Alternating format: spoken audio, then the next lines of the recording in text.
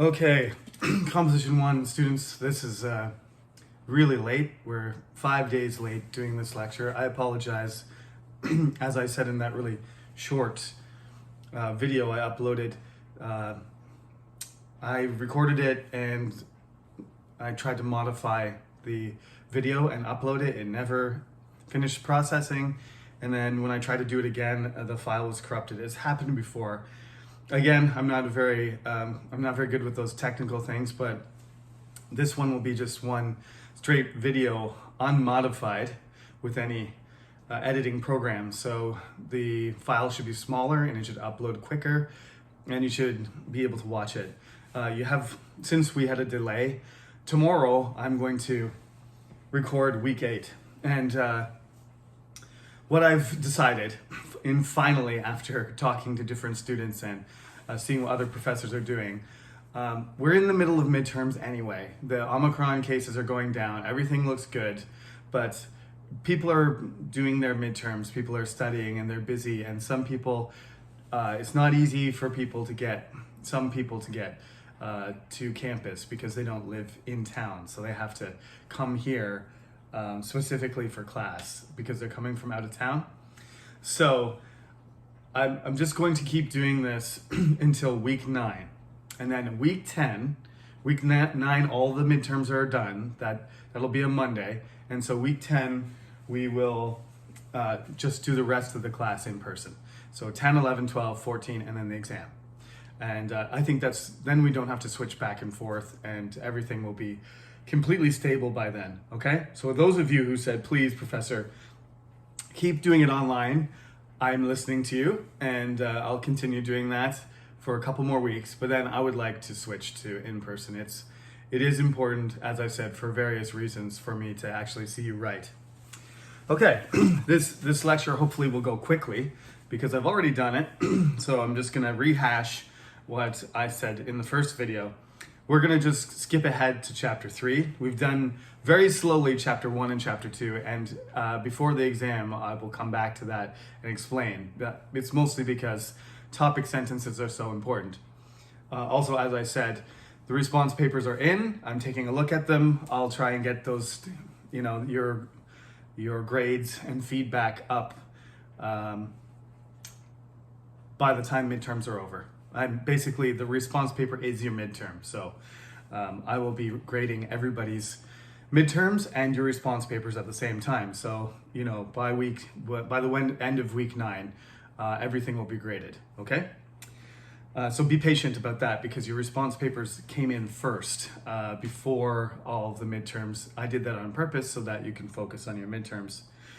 What we want to do in chapter 3, the chapter is called An Interesting Place. I call this lecture Describing Places because it is about description. Now, all good writers have the ability to be descriptive, and the primary means to do that, the part of speech that's most useful, is the adjective. There are many different kinds of adjectives. There's what they do on this page is they just have a scene. There's just a very peaceful looking, maybe a little slice of paradise on the beach there. No people, just a palm tree stretched out over a beautiful beach and a perfect sky, right? And the sun coming, slanting through, the sunlight slanting through the palm leaves. This is what the paragraph says. Where is your favorite summer vacation place? The beach is the perfect place for me. Now, which one is the topic sentence here? The first or the second sentence? I think you should know by now that a topic sentence is not a question. So it can't be the first sentence in this case. It's got to be the second one. As I told you before, being more specific is better. So just saying the beach is the perfect place for me probably isn't good enough. You need to choose some aspect of this. This is a certain type of beach, right? This doesn't look like Hyundai. It's not packed with people. There's not drinks and refreshments and floating devices and surfing, right? And sunglasses and people in bathing suits and putting their tanning oil and, showing off their effort from the gym over the winter, their beach bodies. None of that is there. There's just sand. So if you're going to make an argument related to this picture, you're going to have to be a little bit more specific about what perfect means. Okay? A non-specific topic sentence isn't very useful. What's the argument going to be here? It's perfect because it's peaceful, tranquil, beautiful, natural. These are words that are still quite general, but putting it into a certain category. So you can say, okay, perfection to you means this. I've been reading Wuthering Heights in my PhD class.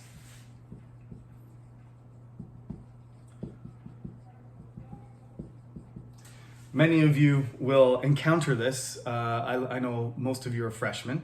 If you're an English literature major, you're not going to be able to avoid, probably. You can try, because I actually avoided reading the Brontes, but there's three sisters, and Jane Eyre is written by Charlotte Bronte, and Wuthering Heights is written by Emily Bronte, and they're classics. They're 19th century British novels, and they're some of the best writing by women ever. You have Jane Austen, of course, and Mary Shelley, and the Bronte sisters, and Virginia Woolf, and George Eliot. These are the great female writers that you would study in the 19th century. Virginia Woolf is into the 20th century, but she's well known. The Wuthering Heights is a very well written book. In fact, one of the professors in our department says that this is his favorite book. So if you take his class, you're gonna encounter Wuthering Heights. So anyway, in Wuthering Heights, there's this character named Linton Heathcliff. He's a pretty pathetic character, pitiful character. And there's this beautiful young girl who's his cousin named Catherine, and they have this same argument. What is the perfect place? What's your perfect place to just experience the summer?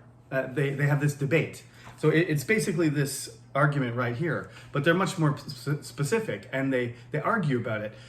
She says, I have a perfect place. My perfect place is on the top of a hill overlooking the landscape of England, the rolling hills, the moors, and like climbing up in a tree and feeling the breeze, feeling the cool breeze, and looking at the beautiful, outstretched landscape, the natural landscape below me. And he says, my perfect situation in the summer is to lay on my back on a hill, look up at the sky, on a heath. It's called a heath, and they always talk about heaths in Britain because it's just a certain part of the landscape. Basically a small hill, grassy small hill. He's gonna lay on it and relax and feel the sun's warmth and just look up into the sky. These aren't that different, but they get in a big fight about it, and then they say, like, your idea of perfection sucks, and I hate you. They get in a big fight about it that they don't want to talk to each other because they feel so passionate about their version of the perfect summer day. So, that's what language majors do. That's what philosophy and history, and we do care about the details. We do care about the differences. So, like I've been saying to you since the beginning of this course, give a little bit more information, be a little bit more specific. If you're gonna say, this is your perfect place, you've got the beach, good, but give a little bit of a definition. Remember, define, debate, defend, okay? There's not much definition here of the argument, so this is a weak start for a paragraph. The beach is the perfect place for me. The air is hot, but the water is cool, wet, and fresh. First, I enjoy swimming and surfing in the ocean. When I'm tired, I come out and lie on the beach. The sand is soft and white. The beach is noisy with seagulls and children laughing, but it's a pleasant noise. I even like the beach smells. The air smells salty from the sea and sweet from everybody's suntan lotion. I feel peaceful and relaxed. When I want to relax in summer, I go to the beach. That's pretty good support for a short paragraph, but wait a second, I don't see any of that in the picture. So here's my problem with sometimes Dorothy Zemack's examples is, I mean, what's the point of showing a picture that has nothing to do with the paragraph? If we're supposed to be describing a scene, let's, have a written paragraph that's related to the scene. So we're gonna do this on the exam. I think I'm gonna save some of these exercises for when we're in class, because right now you're busy with midterms and I don't wanna give you any homework. So when we're in class, we're gonna do an exercise like this, but I'll save it for later, because I'll just do some lecturing for the next couple weeks, and then when you're in class with me, we can do some of these activities. You can do it right in front of me, and that will be better practice for the exam. Because like I said, I'm gonna put some of these exercises, I'm gonna put them on the exam, and you have to answer them, and you don't have unlimited time. You can't like write a few sentences and then play with your phone and then write a few more sentences and then look out the window and then, go back and forth between the refrigerator, getting snacks.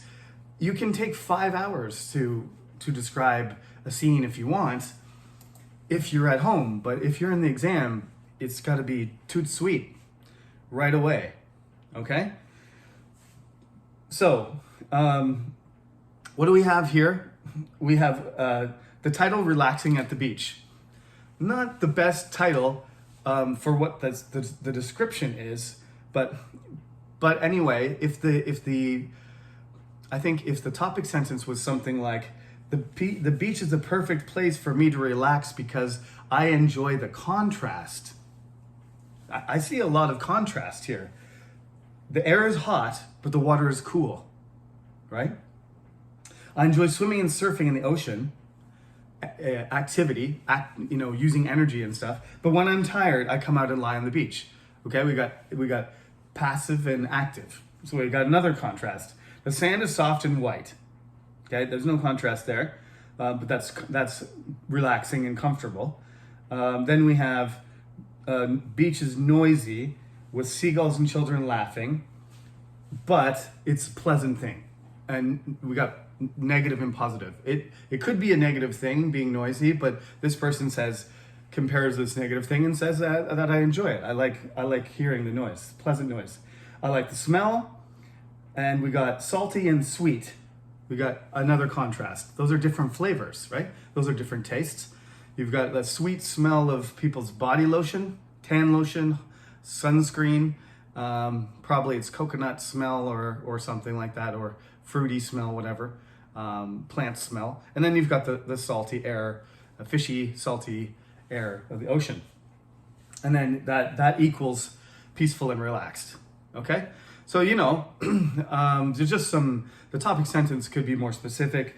Of course, this is only 11 sentences long, so it's, really the minimum. Like I said to you, when I'm looking for paragraphs, I'm looking for usually something between 10 and 20 sentences long. So, 15 to 20, don't do the minimum. Usually when professors say the minimum, in my experience, sometimes it's true. Don't get me wrong. Sometimes if a professor says, give me 2 pages, don't do more than 2 pages. That's what they want. But if a professor says at least, right? Or they say 2 to 4 pages, I want 2 to 4 pages, and you write 2, you're doing the minimum. If a professor says, I want exactly 2 pages, do that. I prefer to give a range. So when I say 2 to 4 pages, 3 is ideal. But if it's a little bit longer, a little bit less, if it's 2 pages and it's fantastic, then you're good, right? So for the response paper, it was the same thing. I said 2 pages, but approximately. So 1.5 pages to 2.5 pages. But, if it's short, it better be good. It's got to be superior if it's going to be short. For this exercise, though, this is not a paragraph that has a strong argument to it. It's not a debating paragraph. It's just a descriptive paragraph. So You don't need to have like a really strong position. You can just have a subjective, position, which is basically an opinion, right? You can't really argue with this. If this person says this, it's their personal opinion. They're not basing this on fact. They're basing it on their experience and what their personal point of view is. So it's not a real academic paragraph. It's a descriptive, subjective paragraph. I just like you to practice description because these are good descriptions. Salty, sweet, pleasant, noisy, soft, white, perfect, right? Hot, cool, wet, fresh. There's a lot of adjectives there that the person puts in a lot of adjectives. So on the next page, they have a whole bunch of examples. You make use of your dictionary. You got your computer dictionary, you have your phone dictionary, maybe you have a paper dictionary. There's a thesaurus in the program, especially if you use Word. You can just look up a word, search for words that mean things. Use your Korean English dictionary if you want. It's always fun to do these adjective exercises with the class. So again, this is something that I need you to come in person to do. So we're going to do an categorical adjective exercise because there's something called nuance, right? There's something called nuance, which is the small differences between words. So you can say beautiful, and you can say gorgeous, and you can say cute, and you can say pretty, and you can say handsome, right? And these all mean basically the same thing, but not exactly. Which one is the most complimentary? Which one is the strongest of these words? Which one is the weakest? Which one is related to younger people or older people? Which is related to just objects, or which one is related to people? They all have their context, and the differences between these words. This is called nuance, right? So this is a very important thing for you to consider when you're trying to be descriptive and you're trying to find exactly the right word, because these words have different effects.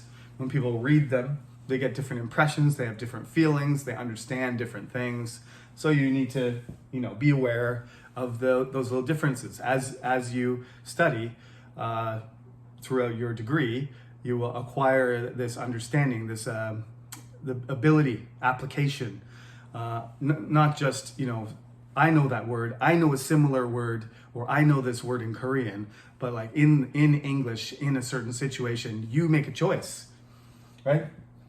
This, for example, let's just for fun, let's just say, your favorite food is, I don't know, what's your favorite food? Steak? We'll just say steak. Oh, that steak is beautiful. What a beautiful piece of steak. Yeah, okay, that's possible, right? Oh, that steak is gorgeous. That's a little bit weird, Usually we reserve gorgeous for like extremely attractive, really beautiful. So you've really got to have a thing for steak when you do that. That steak is cute. I don't think so. That steak is handsome. Doesn't fit very well either, okay? Beautiful would be the best one. If you want to say something, that's a beautiful, for example, that's a beautiful dinner, right? Or if you don't like steak, you just say that food looks beautiful. Christmas dinner or chuseok, all the food, the food looks beautiful. The layout, the appearance, the colors, it's beautiful. Gorgeous would be extreme. But you definitely wouldn't want to say it's pretty or it's cute, because that doesn't really match. Okay? But yes, beauty is some concept that is very, very general. You can say a building is beautiful. You can say a person is beautiful. You can say a situation is beautiful. You can say food is beautiful. But those other words have more specific context, right? So that's you got to learn those contexts. Okay. So going forward there on page 22 and 23, another thing is from this chapter that's important is about combining sentences.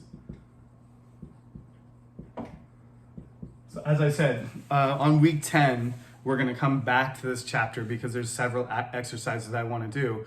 I want to do categorical exercises with adjectives, and I want you to practice doing a paragraph in real time, like a timed exercise. And so we'll do that on week 10 when we come in person, and we'll do this exercise on page 21 as well. Categories. But we don't really need to do any of the exercises the rest of the chapter, I don't think. Oh no, there is one. There's one on page 25 as well. Yes, so we're going to have lots of stuff to do in week 10. We're going to have to come back to this chapter. But page 23, let's just talk about that before I wrap it up for today. Page 23, there's a paragraph about my mother's kitchen. You can look on the left side and the right side. It's the same paragraph, but the one on the right is concise and the one on the left is not. Remember, we talked about clear, coherent, and concise. This is an example of being more concise and being more specific. You're cutting down on extra words, and you're making the sentences, the ideas related to each other. Instead of having independent sentences, the sentences and ideas are combined. The complex sentences are better at persuading somebody of what you're saying because you're showing the relationships. It's better for coherency as well, in other words. So you're going to increase your coherence and your how concise you are by combining your sentences. So the first version, my mother's kitchen, basically it's simple sentences, which is less developed. There's 12 sentences, but almost the exact same paragraph minus all of the punctuation and repetition turns into 5 sentences. So you cut down the number of sentences by half. My mother's kitchen is not very big, but it is warm and comfortable. My mother cooks a lot and her kitchen smells spicy and sweet. Sometimes she taught my brother and me how to cook. We like learning new things, working together, and making delicious food. Now, I live far away, but I often think about my mother's kitchen. There you go. So that's also going to be on the exam, combining sentences. So the very next page, on page 24, there's an exercise there to combine the sentences. It's really easy, so I'm not going to do it for homework, nor are we going to do it in class. But you do need to be able to combine sentences, so that will be an exercise that you do on the exam. It won't be just but and. We will include some other conjunctions as well. Commas are important, and but, and we'll add or and several other, and I will put simple sentences on the page and you will have to make a complex sentence out of the sentences I provide, and that will be an exercise on the exam. Okay? All right. We'll stop there for today. Chapter 3 is an important one, as I said, so we're going to come back to it in class and do some exercises in the classroom, which will be some activities that will help you prepare for the exam. Okay, thank you for listening, and sorry about the delay here. I'll get this uploaded as quickly as I can, and tomorrow I will be recording week 8's lecture, so I'll see you again soon. And remember, week 9, that'll be our last recorded lecture for sure. And week 10, we will be in the classroom, room 501. Okay, take care, have a good weekend.